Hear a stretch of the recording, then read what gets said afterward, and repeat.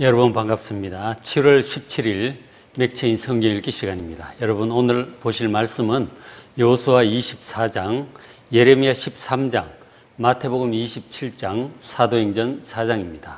사도행전 4장 말씀 오늘은 잠깐 설명해 드리겠습니다. 이 사도행전 4장은 사도들이 능력 있게 복음을 전파하기 시작하니까 많은 사람들이 예수님을 믿게 됩니다. 참 좋은 일인데 그로 인해서 오히려 박해가 시작되는 그런 모습을 우리는 4장에서 보게 됩니다. 3장에서 그런 일이 있었죠. 베드로가 나면서부터 걷지 못하는 사람을 일으킨 사건이 있었습니다. 베드로가 이르되 은과 금은 내게 없거니와 내게 있는 이것을 내게 주노니 나사렛 예수 그리스도 이름으로 일어나 걸어라 하고 나면서부터 걷지 못하는 사람을 붙잡아 일으켰더니 그냥 벌떡 일어나 버렸어요. 기적이 일어난 것이죠. 예수님께서 실제로 많은 병자를 고치셨는데 이 제자들도 같은 일을 하고 있는 것이죠. 놀라운 능력이 나타나기 시작했습니다. 그렇게 되었더니 많은 사람들이 몰려들었죠. 그랬더니 그들에게 사도 베드로가 또 예수 복음을 전합니다. 그러겠더니 그 뒤에 4장 4절 말씀을 들은 사람 중에 믿는 자가 많으니 남자의 수가 약 5천이나 되었더라. 남자의 수가 5천이라고 하는 것은 구약의 민수기에도 나오지만 백성의 숫자를 셀 때 군사가 될 만한 그 남자의 숫자를 센 것이죠. 그래서 그런 이제 관서에 의해서 저렇게 대략 남자 숫자만 봤을 때 5천이니까 여자 그리고 노인, 아이까지 다 포함하면 뭐 충분히 2만 가까이 되는 사람이 예수님을 믿었다는 것이죠. 엄청난 일이었죠. 그래서 이제 능력 있는 복음 전도로 인해서 많은 사람이 예수를 믿고 구원받게 된 것은 얼마나 좋은 일입니까? 참 좋은 일입니다. 그런데 그럴 때 이 사탄의 권세도 가만히 있지 않는다는 것이죠. 하나님을 섬기지 않고 대적하는 자들, 그리고 오히려 세상 풍조를 따라가는 그런 사람들을 동원해서 이 하나님의 사람들을 박해하기 시작하는 것입니다. 사탄의 권세가 가만히 있지 않기 때문에 능력 있는 이 복음 전파, 복음의 사역이 나타날수록 이 사단의 박해를 우리는 좀 각오를 해야 할 것입니다. 자, 그 앞에 4장 1절에 보면 사도들이 그렇게 백성에게 말할 때에 제사장들, 성전 맡은 자, 사두개인들, 이 지금 당국자들이죠. 대제사장들, 그리고 산헤드린 공회원들, 이런 유대인 사회의 지도자들입니다. 이런 사람들이 와서 이 사도들이 전하는 그 복음, 그러니까 2절에 보니까 예수 안에 죽은 자의 부활이 있다고 백성을 가르친 거죠. 예수님께서 당신들이 죽인 그 예수를 하나님 다시 살리셨다. 그런 내용, 부활하셨다. 그리고 예수 믿는 그리스도인들도 장차 부활할 것이고 영생한다고 하는 이런 예수 안에 죽은 자의 부활이 있다는 이 사실을, 이 복음을 전하는 것을 가르치고 전하는 것을 싫어하는 것입니다. 믿지도 않을 뿐더러 예수님을 죽인 자들인데 예수 믿는 사람들이 점점 많아지면 자기들의 위치가 더 곤란한 것이죠. 이런저런 이유로 사도들을 붙잡아다가 감옥에 가두어 버립니다. 그리고는 이제 그 다음날 산헤드린 공회원들과 함께 그들을 신문을 합니다. 자, 이제 이렇게 되는데 말하자면 복음이 능력 있게 전파되면서 박해가 이제 시작되는 이런 모양새입니다. 자, 사도들은 지금 그들이 박해를 하고 감옥에 가두고 혹은 죽이고 하게 되면 사도들은 싸울 힘이 있는가? 전혀 게임이 안 되는 것이죠. 이 유대인 당국자들은 지금 뭐 자기들의 경비병, 군병들도 가지고 있고 권력을 가지고 있는 사람들이에요. 합법적인 권력을 가지고 있는 사람들이기 때문에, 그러나 이 사도들은 뭐 무슨 아무런 힘이 없는 거죠. 다만 이제 숫자가 좀 많아지고 있다고 하는 그건데, 어쨌든 이렇게 박해가 본격적으로 시작되면 같이 싸울 수도 없고, 과연 이 사도들이 살아남을 수 있겠는가? 교회가, 기독교가 살아남을 수 있겠는가? 이런 걱정을 하지 않을 수 없습니다. 인간적으로 생각할 때는 정말 답이 안 나오죠. 자, 그 다음날 이 공회원들이 모여서 이 사도들에게 신문을 이제 시작을 하는데, 먼저 이제 10절에 보면 그런 이제 질문들을 했던 것 같아요. 그러니까 병 나은 사람도 그 안전병이 되었다 일어난 그 사람도 같이 부르고 해서 어떻게 이 사람이 나았느냐, 진짜 안전병이 맞느냐, 어떻게 고쳤느냐, 뭐 일단 그런 것부터 신문을 좀 했던 것 같아요. 뭐 궁금하기도 하잖아요. 자, 그렇게 이제 물었더니 사도 베드로가 대답을 하죠. 4장 10절에 너희와 산헤드린 공회원 지도자들 당신들과 모든 이스라엘 백성들은 알라. 담대히 선포합니다. 너희가 십자가에 못 박고 하나님이 죽은 자 가운데서 살리신 나사렛 예수 그리스도의 이름으로 이 사람이 건강하게 된 것이다. 그렇게 얘기를 합니다. 자, 여기 보면 지금 당신들이 예수 그리스도를 십자가에 못 박아 죽였지 않느냐. 지금 예수님이 죽은 지 뭐 길게 잡아야 뭐 한 2달 정도 되는 거예요. 오순절 지나고 뭐 곧 이어서라고 하면 2달, 뭐 2-3달 남짓되는 기간에 예수님 십자가에 죽으신 그 사건이 뭐 다들 기억 속에 있고, 그리고 예수님을 재판한 바로 그 사람들이에요. 이 앞에 사람들. 당신들이 십자가에 못 박은 그 예수를 하나님께서 다시 살리셨다. 즉 그렇게 얘기를 하는 거죠. 하나님께서 다시 살리셨다. 그리고 이 사람이 낳은 것은 나사렛 예수 그리스도의 이름으로 낳은 것이다. 예수 그리스도의 이름이라고 하는 것은, 이름은 예수 그리스도의 인격으로, 다시 말해서 예수께서 고친 거다, 이런 뜻이에요. 부활하신 예수께서 이 사람을 고친 것이다. 그렇게 얘기를 합니다. 그러니까 예수님 다시 살아나셨다는 그것을 기정사실로 얘기를 하고 있고, 바로 이 사람이 나았다는 것 자체가 그 예수님이 부활하셨다는 증거이기도 하다. 이제 그런 뜻이죠. 예수님의 부활도 얘기를 하고, 자기들이 지금 자기들이 십자가에 못 박아 죽여라고 사형 판결을 내리고 빌라도 손을 빌려서 죽였는데 그 예수가 살아났다는 얘기를 지금 하고 있는 거죠. 그리고 그 예수가 고쳤다고 지금 얘기를 하고 있는 것입니다. 이것을 듣는 사례들인 공회원은 예수님의 부활을 믿질 않으니까, 부활하신 예수님은 제자들에게만 나타나셨거든요. 믿질 않으니까 무슨 헛소리냐, 이제 그렇게 되는 거죠. 저는 믿질 않습니다. 어쨌든 베드로는 담대하게 계속해서 말합니다. 11절에 이 예수, 너희들이 죽인 이 예수는 너희 건축자들이 버린 돌이 아니냐. 그러나 이 집 모퉁이의 머릿돌이 되었다. 하나님께서 그렇게 하신 거라고 얘기를 하는 거죠. 우리 이제 건물을 지을 때 이제 돌을, 뭐 옛날 석재 건물 지을 때는 돌을 적당히 다듬어서 쌓잖아요. 이렇게 해서 건물을 짓는데, 보면 쓸만한 이제 돌들을 이렇게 다듬어서 연결을 해서 건물을 지어 가잖아요. 근데 보면 별로 쓸모가 없다. 못 쓰겠다. 그러면은 버리는 거죠. 자, 이 유대인 당국자들이 예수님을 볼 때 뭔가 이스라엘에게 도움이 될 만한 사람인가, 그런 이제 생각을 했는데 보니까 영 방해가 된다. 그래서 버린 거예요, 예수를. 그리고 십자가에 죽도록 그렇게 한 것입니다. 버림받은 그런 존재죠, 예수님. 그런데 이 예수를 하나님께서 집 모퉁이의 머릿돌로 사용하셨다고 하는 것입니다. 여러분, 머릿돌이 뭔 줄 아시죠? 건물을 지을 때 일단 설계를 다 하고 지을 때 머릿돌부터 딱 놓습니다. 거기서부터 이쪽으로 쌓고 저쪽으로 쌓고 위로 쌓고 그렇게 하는 거죠. 머릿돌이 기준이 되는 것입니다. 머릿돌이 그 건물의 위치를 정하는 그런 역할을 하죠. 굉장히 중요한 돌, 모든 돌 중에 가장 중요한 돌이 그 건물의 머릿돌인 것이죠. 그러니까 하나님께서 당신들이 버린 예수를 하나님께서 머릿돌을 삼으셨다고 하는 새 건물에, 바로 새 건물이라고 하는 것은 우리가 볼 때 신약의 교회이기도 하고 더 나아가서 하나님의 나라이기도 한 것입니다. 그 하나님의 나라에 이 머릿돌을 삼으셨다 하는 것입니다. 당신들은 버렸지만. 그리고 또 12절에 또 말하죠. 다른 이로서는 구원을 받을 수 없다.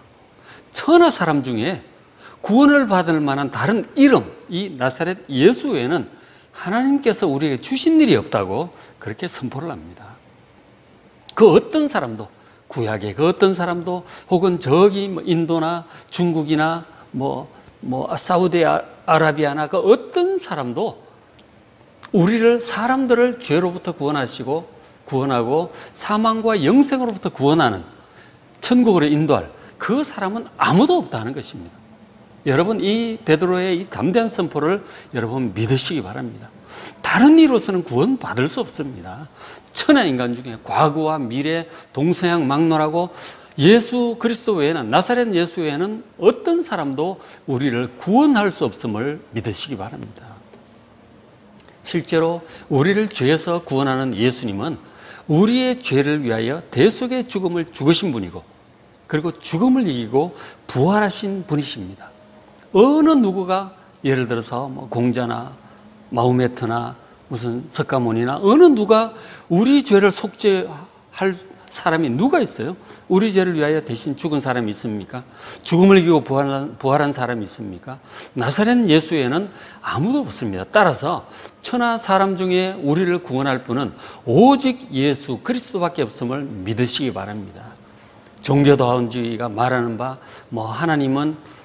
하나님이 계시는데 하나님께 이르는 여러 그리스도가 있다.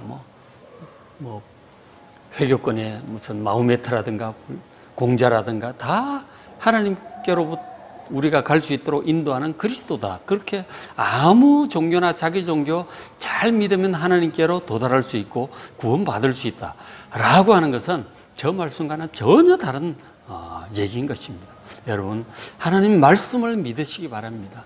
종교다원주의 절대로 있을 수 없는 말입니다. 오직 예수님만이 우리를 죄에서 구원하시고 하나님의 자녀가 되게 하시고 천국으로 인도하시고 영원한 생명을 주시는 유일한 분임을 믿으시기 바랍니다. 담대한 말씀을 선포를 했어요. 자, 그래서 이제 그런 얘기를 쭉 하는데 이 산헤드린 공회원이 어떻게 생각을 했겠습니까? 어쨌든 베드로의 말을 믿을 수는 없는데 자기들은 믿지 않죠. 예수 부활도 합니까? 아무것도 안 믿죠. 믿진 않는데, 그러나 이 예수 믿으라고 자꾸 전파하는 이 사람들 가만 내버려 둘 수는 없고 참 어떻게 해야 될까요? 어쨌든 이 나면서부터 못 걷는 그 사람도 병도 나았지. 예수가 하듯이 제자들도 막 하는 거예요. 병도 나았고 백성들의 여론이 또 만만치가 않죠. 예수 믿는 사람들이 자꾸 많아지고 확실한 죄목이나 증거 없이 이 사람들도 어떻게 할 수도 없죠. 그래서 일단은 협박을 해서 놓아주기로 그렇게 내부적으로 결정을 했어요. 그래서 18절에 그들을 불러 이 산헤드린 공회원들이 베드로와 요한을 부릅니다. 경고를 합니다. 도무지 예수의 이름으로 말하지도 말고 가르치지도 말라. 예수 전파하지 말라. 예수 부활했다는 둥, 하나님의 아들이라는 둥, 그런 얘기 일치하지 마라. 예수 얘기하면 가만두지 않겠다. 그렇게 위협을 합니다. 자, 보통 그런데 위협을 하면 상당히 두렵죠. 예수님 믿으라고 이게 무슨 정치적인 반역도 아니고 예수 믿으라고 말하면 가만두지 않겠다고 하니 겁나잖아요.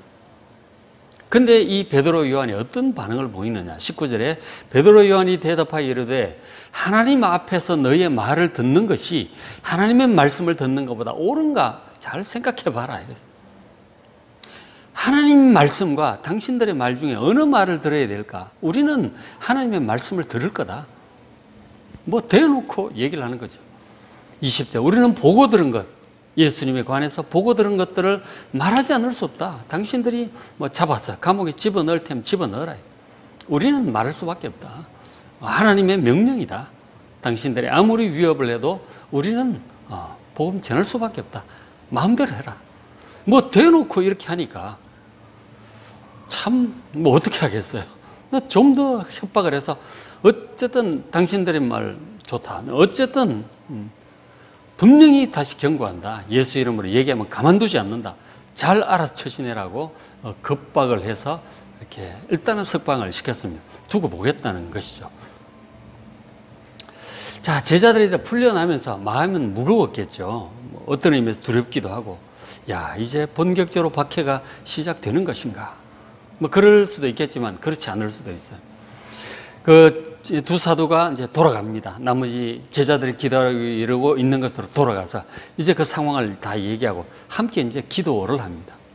그 기도한 내용을 기록을 해 두었어요. 4장 20절 부터 대략 그 정도에 나오는데, 그 기도 내용 중에 한 구절을 제가 보여드려요. 25절 보시면 그렇게 기도를 해요. 또 주의 종 우리 조상 다윗의 입을 통하여 성령께서 말씀하시기를, 시편 2편을 인용을 하면서 성령께서 다윗을 통해서 말씀을 하신 그 내용이라는, 시편 2편이. 그게 어떤 내용이 나오느냐면, 어찌하여 열방이 분노하며 족속들이 허사를 경영하였는고, 세상의 군왕들이 났으며 관리들이 함께 모여 주와 그의 그리스도를 대적하도다.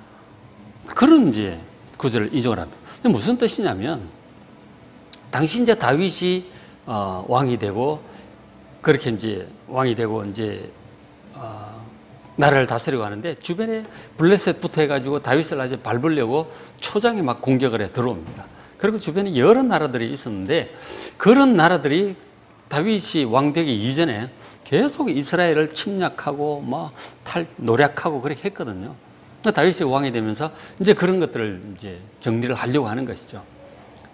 그러니까 다윗이 말이, 이 열방의 주변에 있는 나라들이 하나님과 하나님의 그리스도를 대적하는 그런 상황을 이제 얘기를 합니다. 그러니까 결국 저 그리스도라고 하는 것은, 여러분 시편 2편을 보시면 하나님과 그의 기름 부음 받은 자를 대적하도다, 그렇게 되어 있습니다.